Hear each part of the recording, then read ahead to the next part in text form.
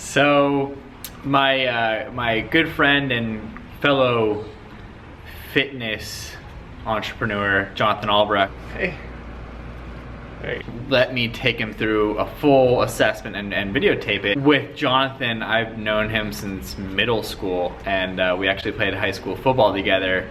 And I know he's super athletic, he's a great athlete. I kind of had to peel the onion back a little bit in terms of what he wanted to get out of the session. And then what are your goals?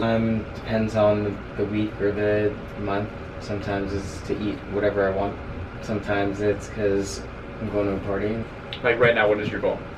I mean, it really just depends. And he just stopped and looked at me. He's like, you know what? My actual goal is to have better symmetry. When I'm in Pilates or I'm in yoga, I'm really working on like my alignment. My left leg is not as strong as my right leg.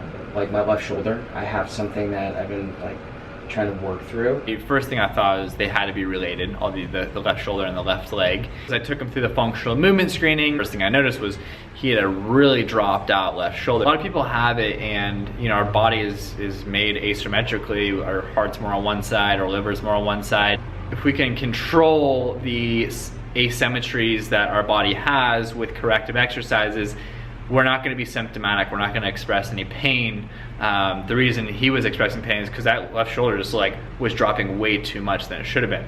It should be dropped a little bit. When it becomes dropped too much, that's when it leads to pain. We did screening and we noticed that he had limited range of motion on this shoulder, caused because he couldn't turn to the left as much. If you look in the video and you watch him put his hand behind his head and rotate to the right compared to rotating to the left, hit a lot more range of motion on the right than the left with his thoracic rotations. When he was stepping over the hurdle, he went up and down pretty easily, a little unstable on the right side, but on the left side he had like no hip mobility, so that left side is definitely weak and tight. With his dowel, it was very shaky when he was going over, which is indicative of weak glutes, unstable hips. I knew it wasn't as balanced because he did very well in the inline lunge. You just knocked it out of the park. And when I tested him on the ground, I put him on his back. What we noticed is his hips were slowly dropping.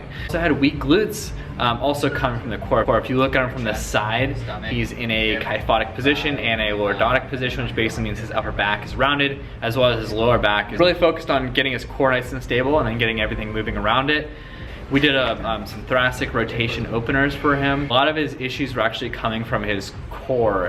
His left oblique was scrunched up a little bit, so it was dropping this whole side down. So we really evened him out with some oblique activation with some bear alternates. I had him do some hemi bridges to put his pelvis in a neutral position, get his core to fire at the same time. His left leg he noticed was weak and just weird, so we did the right leg lift so we can get his left hamstring more active. As we go on, that left shoulder, after we corrective exercise, that it just goes more into a neutral position. I'll show you in the footage. Very athletic, so he like crushed split squats just on the ground, and then so I had him do rear foot elevated split squats so we can balance the hip strength. I had them superset that with an oblique activation drill, which was the baby get up, to really hit those obliques and make them more, make that core more cylindrical. I took him into a rotational row. You know, our body doesn't work forward and back, our body works side to side and rotationally. So what I did was I worked on the rotational pattern of turning and rowing, so it would help out his forward and back, his symmetry forward and back. Squat down with your chest up as deep as you can.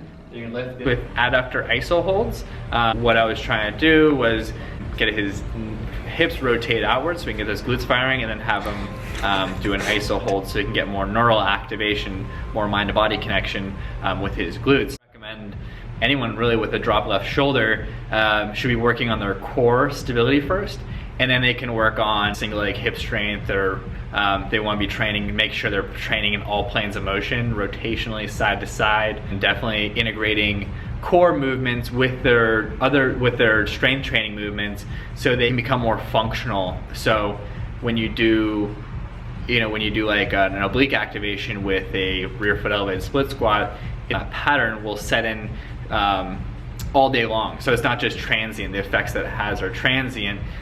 This will last all day long. So the goal is to have you not just move better in that day, but for the rest of your life. All in all, I had a really good time with Jonathan. He's a super funny guy. And that's it. I hope you guys enjoyed this video. If you have any questions, as always, please post in the comments below. If you want to see more like this, please do let me know.